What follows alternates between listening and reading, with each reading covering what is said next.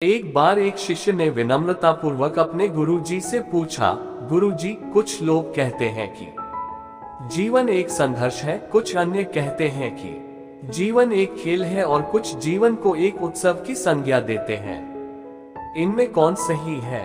गुरुजी ने तत्काल बड़े ही धैर्यपूर्वक उत्तर दिया, पुत्र, जिन्हें गुरु नहीं मिला उनके लिए जीवन एक संघर्ष है।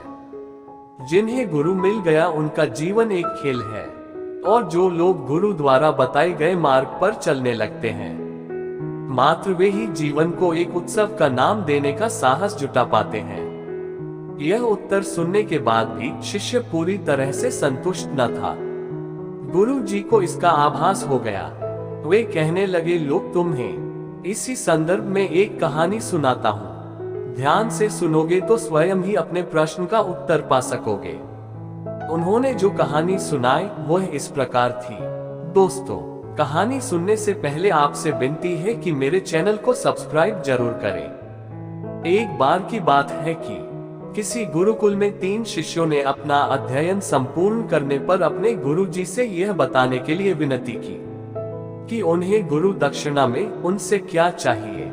गुरुजी पहले तो मंद मंद मुस्कुराए और फिर बड़े स्नेहपूर्वक कहने लगे, मुझे तुमसे गुरु दक्षिणा में एक थैला भर के सूखी पत्तियां चाहिए। ला सकोगे? वे तीनों मन ही मन बहुत प्रसन्न हुए, क्योंकि उन्हें लगा कि वे बड़ी आसानी से अपने गुरुजी की इच्छा पूरी कर सकेंगे।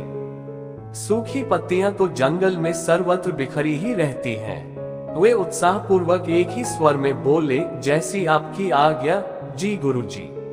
अब वे तीनों शिष्य चलते चलते एक नजदीक के जंगल में पहुंच चुके थे, लेकिन ये देखकर कि वहां पर तो सूखी पत्तियां केवल एक मुट्ठी भर ही थी, उनके आश्चर्य का ठिकाना न रहा।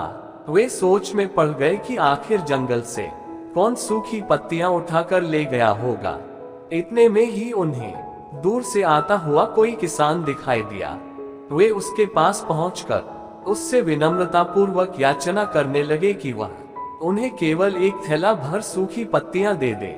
अब उस किसान ने उनसे क्षमायाचना करते हुए उन्हें ये बताया कि यह उनकी मदद नहीं कर सकता, क्योंकि उसने सूखी पत्तियों का ईंधन के रूप में पहले ही उपयोग कर लिया था। अब वे तीनों पास में ही बसे एक गांव की ओर इस आशा से बढ़ने लगे थे कि हो सकता है वहां उस गांव में उनकी कोई सहायता कर सके।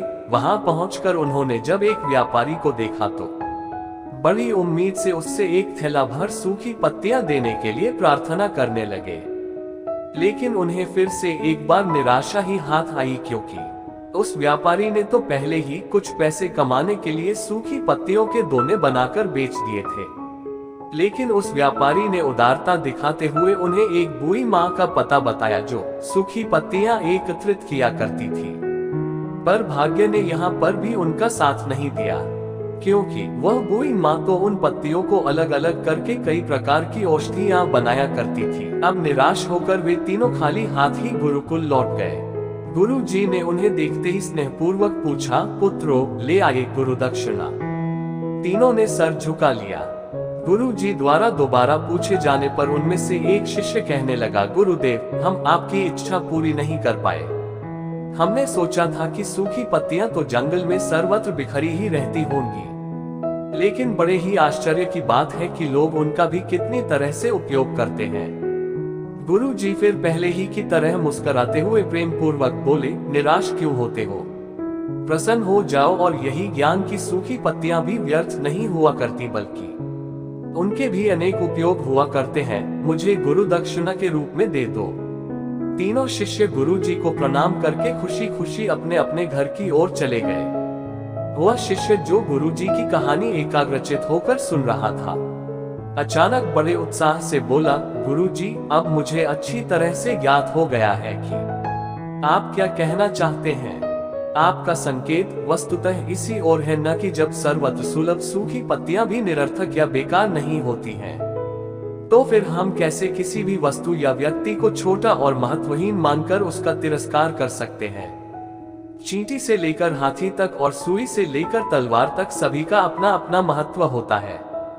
गुरु जी भी तुरंत ही बोले, हाँ पुत्र, मेरे कहने का भी यही तात्पर्य है कि हम जब भी किसी से मिले तो उसे यथा योग्य मान देने का भरसक प्रयास करें ताकि आपस में स्नेह, सद्भावना, सहानुभूति एवं सहिष्णुता का विस्तार होता रहे और हमारा जीवन संघर्ष के बजाय उत्सव बन सके।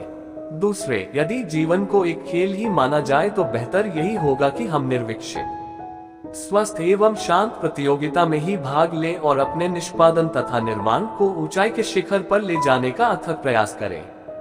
अब शिष्य पूरी तरह से संतुष्ट था।